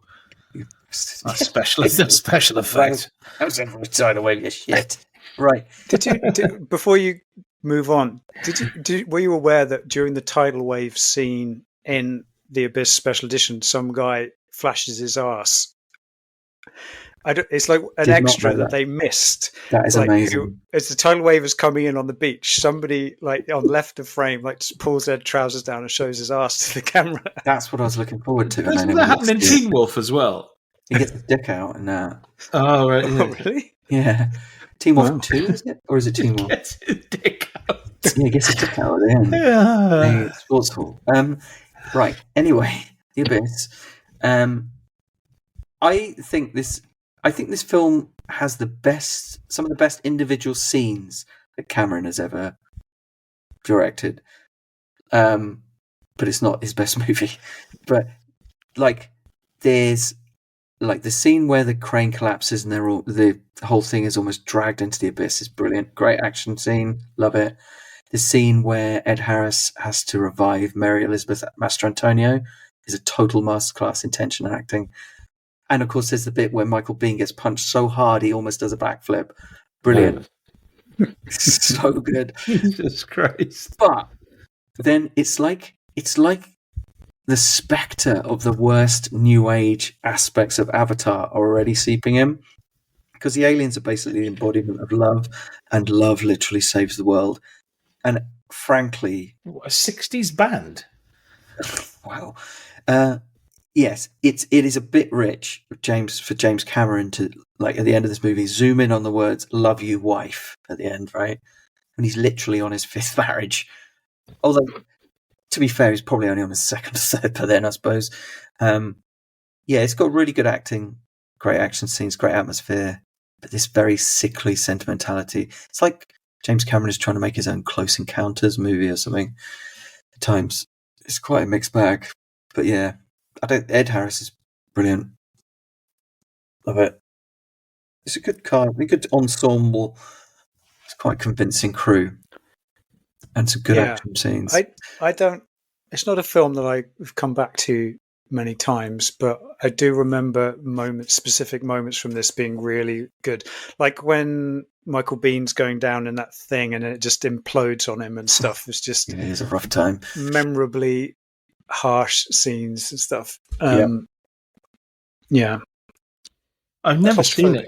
I do. It's one of those films that I feel like I should, like, kind of like Navy SEALs, which also has Michael Biehn. Weirdly, Michael Biehn and Bill Paxton were in films together. But I just think that I would. Yeah, I should watch it, and maybe I'll pop it on the next time I have my nails done. Maybe it's one of those films. It's a very watchable movie. It's got a lot going on in there. So you get like aspects of horror, you get action, you get romance, which isn't tedious because it's actually quite a convincing couple.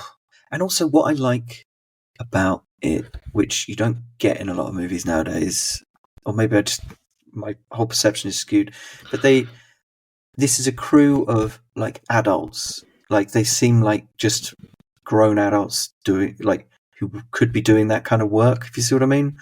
You know, when you watch a lot of these like sci-fi movies and it'll just be a bunch of kids, and it's like, are you really going to be commanding this crew? I'm not sure. But yeah, we've got Ed Harris, who's like balding and really rough, like blue collar worker, and it's just like you actually believe that he could be leading this crew of slightly schlubby, kind of working class, like oil workers, really. So I guess it's like Alien, isn't it? Where they've gone for that kind of truckers, and everyone's a bit rough and ready, and but professional when they need to be, kind of thing. What was that film you reviewed a couple of years ago, Rupert, talking about like professional sort of scientists who are just middle-aged, taking all the sort of, making it a purely practical experiment where it's just some sort of life-threatening virus and they just have to deal with it, and it's quite... do you know the one I mean? It was quite straight, and you really enjoyed it because it was just pure practicality and professionalism. Yeah. Is it the one Outbreak? Is it the one with the... Not Outbreak, no. It was the Robert Wise one. What was it? What is it called? Andromeda Strain? Yes. Andromeda Strain. Yeah. That was it. And it's just like a lot of... That film should be...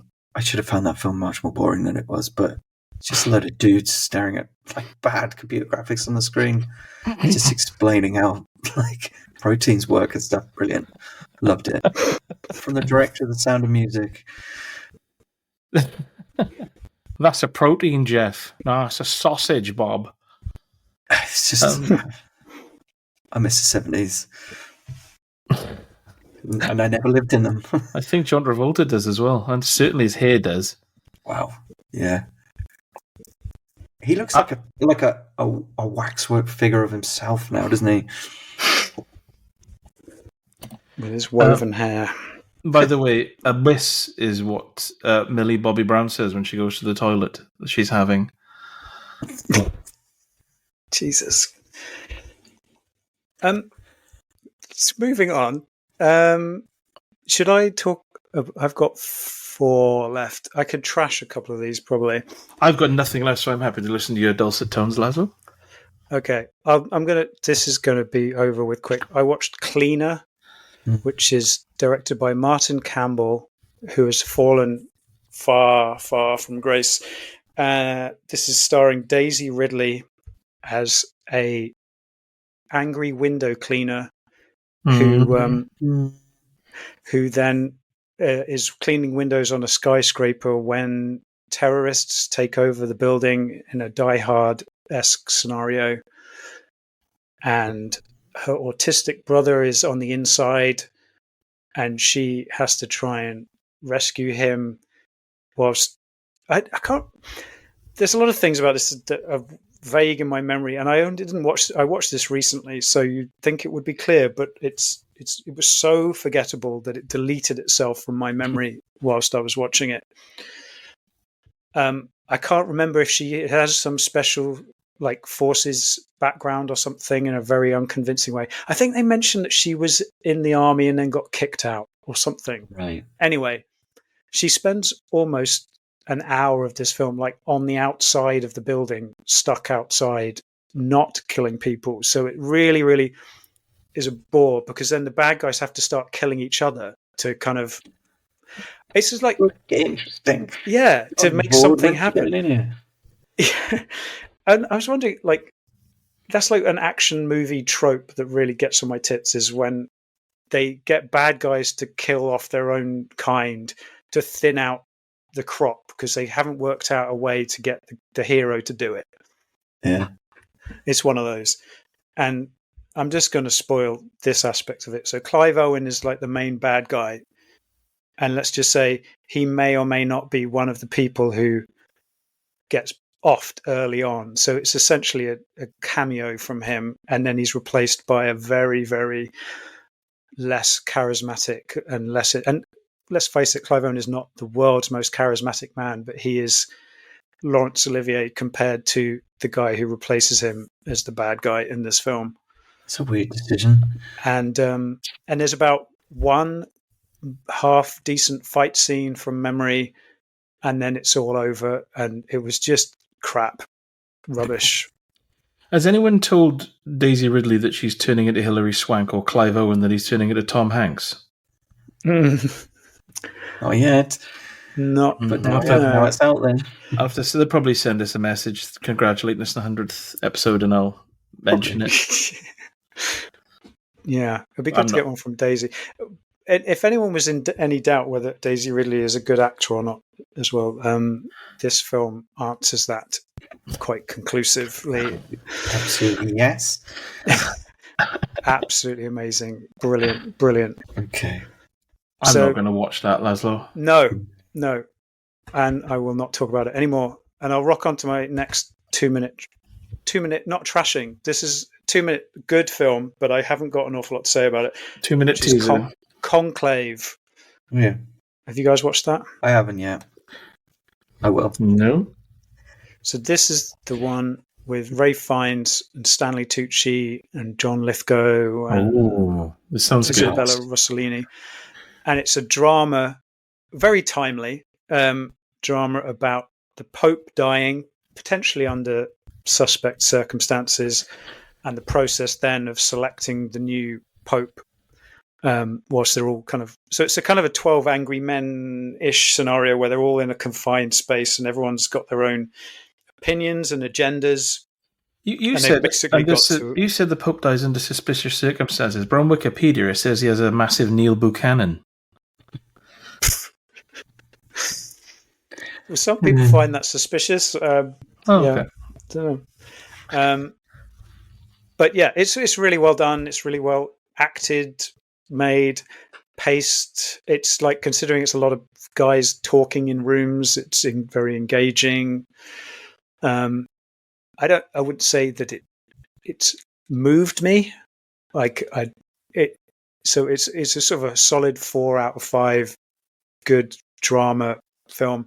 There's got some slight issues, like his Ray Fiennes' character's sort of main issue in it is that he finds it hard to pray now. He's questioning his faith, but they don't explain why.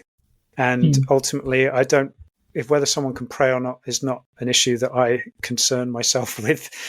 And so I don't really care. Like, he could, if he struggles to pray or not. So that's a sort of a slightly, I think maybe if you're more religious, you'll maybe get more out of this than I did. But it's a good little yarn. And it does all those things, like, where everyone, you have one perception of them, and then you'll find out something else they're up to, and it's sort of, there's plenty of nice little twists and turns. Character led, is fair to say. Yes, and it's on Prime, so if you have Prime, you can watch this now. Do we want to talk about Val before we wrap up?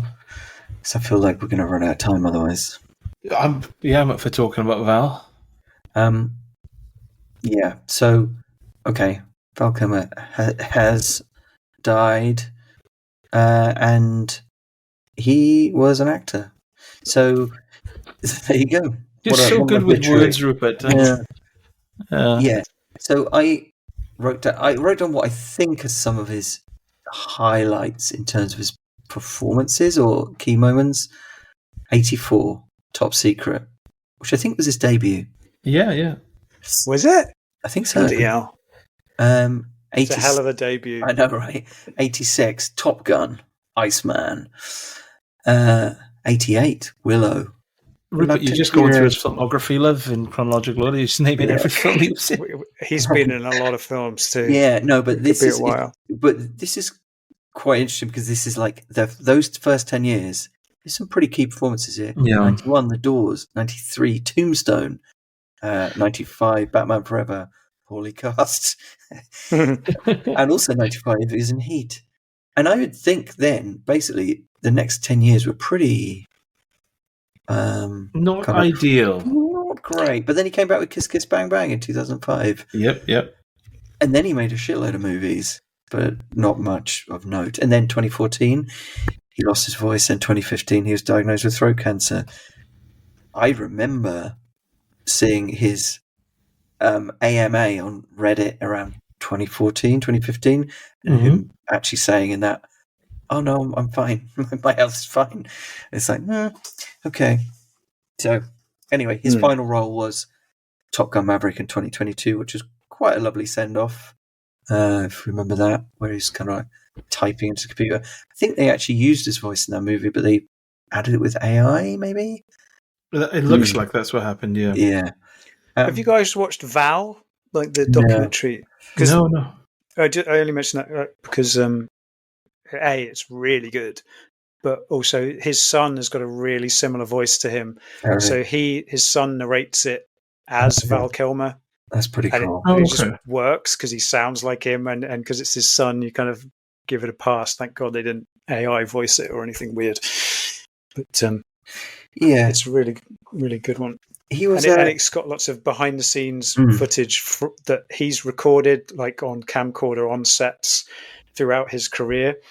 So there's loads of just really kind of candid behind the scenes material with him hanging around with Tom Cruise and Sean Penn and various other people. Yeah, that's cool. That does sound really good. Is it quite full on? Will I cry? Because I don't like crying. Well, that's because it was made before he died. It's quite like life affirming. Oh, I nice. don't. It's a really kind of a positive outlook on things. So yeah, definitely worth a watch in honor of Val. Yeah, he should have been a bigger star in a way that he was, I'd say, but he was a pretty big star for a time. I think he was a little bit too, like, dangerous to be a suave leading man, but then he was too charismatic and handsome not to be a leading man, if you see what I mean. And you look at his contemporaries like Tom Cruise or Kevin Costner, who could pull off the pure American hero thing, but that was never really him, was it? He was too much of an oddball. Possibly epitomised when he swapped roles with David Thewlis in The Island of Dr. Moreau. David Thewlis must have thought, this is my fucking lucky day. I was going to be playing the weirdo baddie sidekick, and now I'm the lead in a Hollywood film. How did this happen? I just want to say, as I always do whenever Val Kilmer pops up in conversation, that my favourite film of his is Spartan from 2004. It's one of my absolute favourite films, and I definitely recommend that to people who haven't seen it to watch it with their feet down their eyes. That's a David Mamet, I think it is. one. But yeah, I do love that film. It's so efficient. So I do love that. He made a couple of really good ones around that time. David Mamet. I should do a little dig on his back catalogue. He's got a new one with Shia LaBeouf, isn't he? Mamet, I think. Yeah. Could be interesting. Set in a school, maybe. Did he do Edmund as well? That film we watched, Rupert, with... Oh, dear. Wasn't very good, was it? Oh, I think I liked it more than you. Yeah, I think I liked it more than you. Really? So you liked it? Okay. No, actually, no, hang on. Wait. I didn't like it. Oh, right. Okay. I'm mixing it with... Yeah, I did. I remember that's the other one. It's the other feeling. Yeah. I did. That's right. That's the one where he's just like really deeply unpleasant, and then Julia Stiles. Yes, no, I didn't like it at all. It was ridiculous. It's a ridiculous film. What's his name? What is his name? Thingy. William H. Macy. Yeah, William H. Macy. William H. Macy romancing Julia Stiles. Okay, there we go. And not just romancing her, actually. He's just really unpleasant and she just falls for him. I'm going to work out what the age difference is. Even if they were the same age, look at them. Yeah, he looks like one of her knees. Let me just have a little look. Directed by Stuart Gordon. That man made different films, didn't he? William H. Macy. So hang on. He is... Okay, you do the math, guys. So he was born in 1950. Right. And she was born in 1981. So that's... that is... You're in age. That is, yes, that's an age gap, that is. Anyway, back to Val. Sorry. Yeah. Sorry, Val. My personal, I think his character in Willow, Mad Martigan, was his most enjoyable role because he was charismatic and roguishly charming and very accessible and empathetic, but not quite the out and out hero. And I think that kind of that was sort of his charm. In The Doors as well as Jim Morrison, it was one of those rare. I was talking about this. Apparently, they made a film with Peter Frampton and the Bee Gees that was based off the music from Sgt. Pepper's in the late 70s. And I was talking to my friend Mal and Val, and I said, I hate those 60s, 70s druggy films. They always irritate me. But in The Doors, it walked that line of it being a bit whimsical and dreamy, but also being a really good story. So I liked him. He looked like him as well. And obviously Doc Holliday in Tombstone, which is probably his best performance, but not my favourite film of his. That's always going to be Spartan, obviously. Or Kiss Kiss Bang Bang is a winner. I wonder, looking at his like you say, he made so many films in the 2000s that a lot of these are direct to video, and I assume he's not the main. It's with Val Kilmer, but there must be some gold in there. There must be. Yeah, I might have to dig back into that treasure trove. What about you, Lazlo? Do you have a favourite Val moment or movie? The Saint. No, I'm just kidding. I don't think that's true. It's a tough one. I have I've basically kind of grew up on Top Secret amongst other films, so I guess I'm always going to be fond of him for that one. But also Top Gun. But also I think he's great in Willow. So I'm going to go with Willow for the same reasons that Rupert gave, that it's probably his most Val likable, kind of roguish. Like, it's where he really kind of proves his worth as a Hollywood star kind of thing, I would think. Yes, agreed. Yeah, we miss you, Val. He had a rough old time the last few years, didn't he? Bless him. He did a bit, didn't he? Yeah. But it was nice that he got that send-off in Maverick, so good. So that's about as good as it gets. He narrowly avoided being in the Willow TV series, apparently. Whoa. So that would have... that's also also a blessing. Anymore. You can't even watch it. Has it just been deleted from the world? Yeah. I watched the first episode and it was so bad. I think I watched continue. the first episode as well, and I was like, "What? This has got nothing to do with."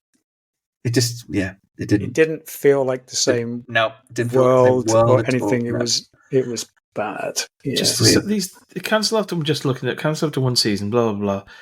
Admits the Disney Plus and Hulu content removal purge. That just sounds so damning. Like actual deletion. Not, like it's just storage. Surely they can just. It's funny. Is it now? Yeah, it's not even available on box set or anything. It's gone forever. There's something creepy about that. I don't know why you find it so sinister. Like the thousands of hours of work of hundreds of people just gone. Like and it's you work to create something, and that thing that you've created cannot be enjoyed even by those who made it. It's weird. Yeah, it's like that. Yeah, and you put your name to it. It's not like they canned it, during production or even in post for being unwatchable. It's like they put their name to it.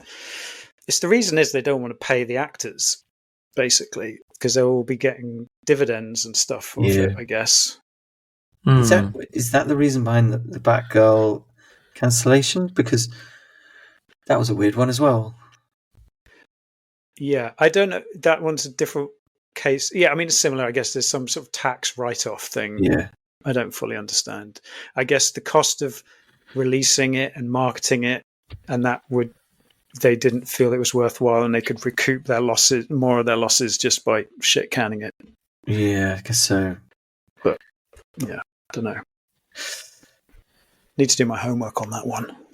Any final films in the bag for the last couple of minutes of the show? I got one. I'll save it because it's not that interesting. I've got the 2 review films that I was meant to be covering. Which would you rather have of these 2? Okay. Amongst the Wolves, which was the kind of gritty, low-budget thriller, or Road to Patagonia, the surfing kind of documentary film? Let's end with a gritty thriller. Come on. Okay, that's the one I have least to say about, which is probably for the best. So this is, what was it, 2024 film by Mark O'Connor, and it's about a military vet called Danny, and his life has fallen apart since he returned home from Afghanistan, and now he's sleeping rough, and he befriends a young lad called Will, who kind of becomes like a surrogate son to him, whilst he fails to patch up his relationship with his wife and estranged actual son. But Will has fallen afoul of a gangster played by Aidan Gillen, and so he spends the whole film deciding about how involved he wants to get in trying to save Will from this bad guy. And it's a bit boring.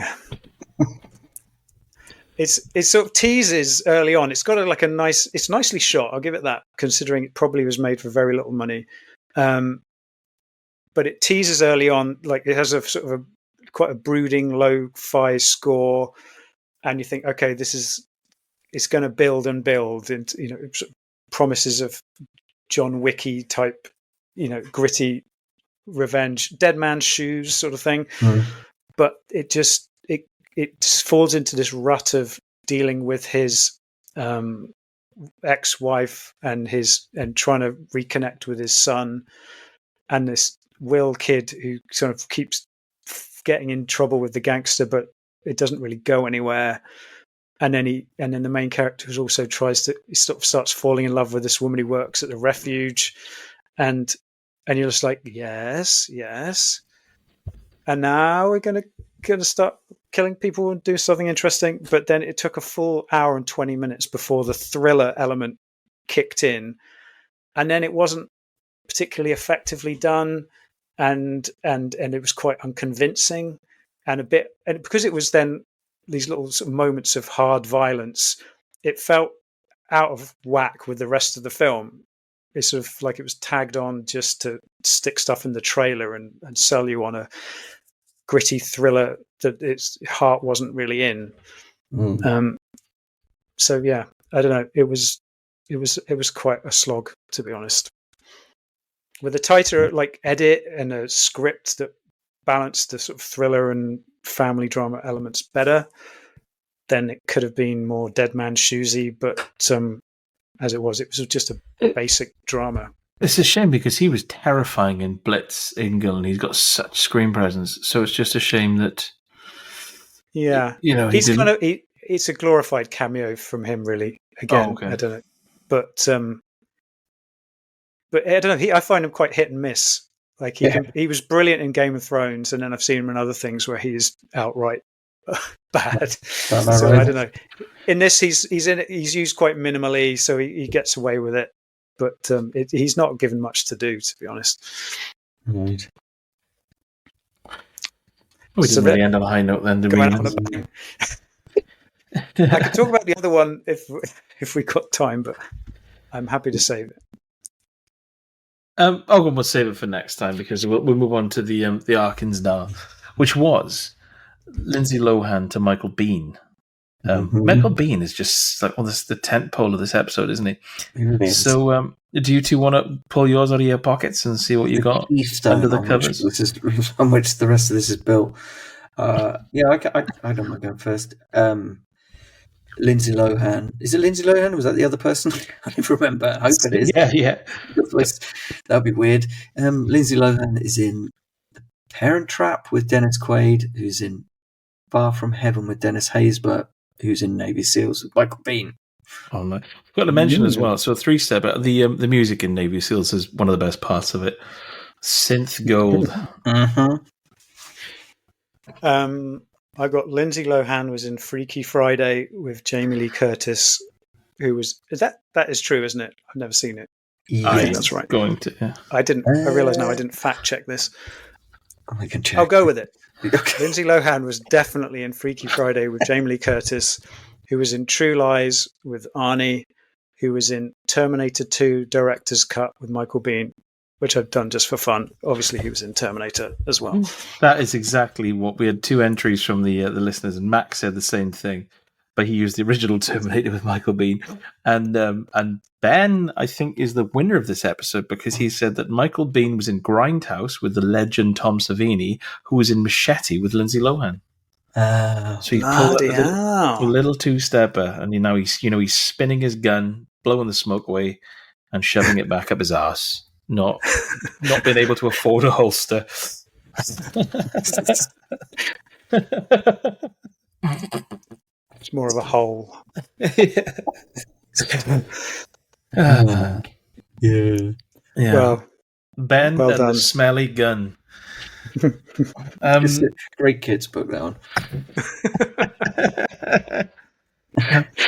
You stay in bed, kids. I can hear a sound downstairs. Let me just.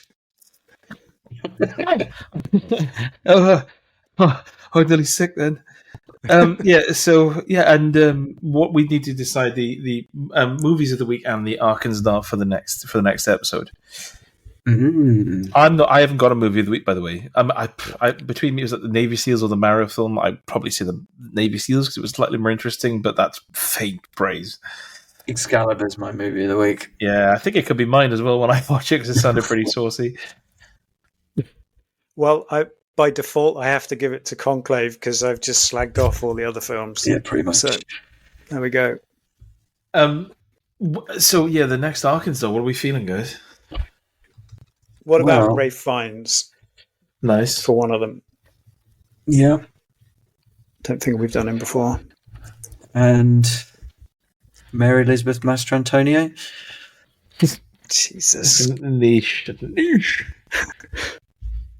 that going to be? Yeah, okay. Just checking there aren't any one-steppers or anything. Yeah, that's always a Yeah. risk.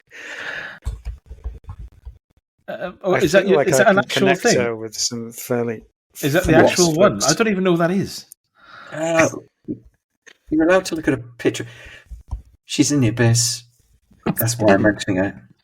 Right. So hang on. How do you She's spell her name? she's in some big films with some She big is in names. big movies, yeah. So you see her face. Mary Elizabeth. What was it? Mastrantonio. Mastrantonio. And she's fun as well. Right. Fair enough. I thought you were joking. I thought you just pulled a film out of your whistleblower. But What fair enough. happened to her? Because she was in some big movies for a good decade there. I'm going to actually have to have a look. And this will probably help the listeners as well. I've never heard that name before. If, I mean, I I could think start if- listing films, but I feel like that's If giving the I game mean, away. I suppose if you've seen the abyss, you know what she looks like, and then you can kind of recognize her. Oh yeah, she's that woman from those other very big movies. Yeah. Okay. Yeah. I do recognize it. She is distinctive. She has cheekbones. So, guys, yeah, like I said, thank you for all the listeners, and this there may be a touch of editing earlier on in this episode as we sort of got to grips with this new system we're using. It doesn't help. We record all this on our Commodore 64, guys. I might buy an Amiga 1200. And I don't know if you just want to sit down and prepare yourselves for Max Hilarity's Jokes of the Week. Hang on, and I'm just going to put a gun in my mouth. Hang on. Yeah. Ready. Take this gun out of my hole. Let me just get up on this rickety stool that I've rubbed butter on the top of. Yeah, this is, and also happy birthday to Max Hilarity for today.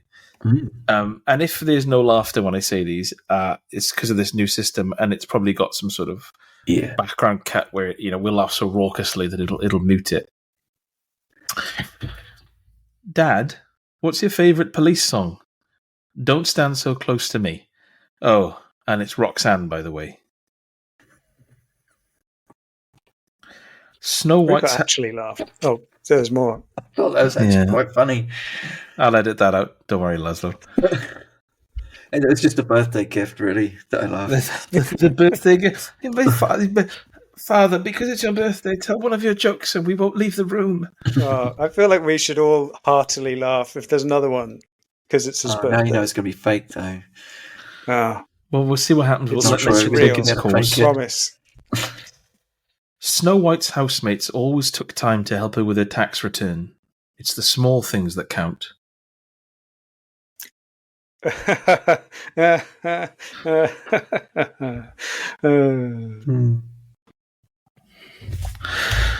Right. Yeah. Please. Jesus Christ. Sorry about that, guys.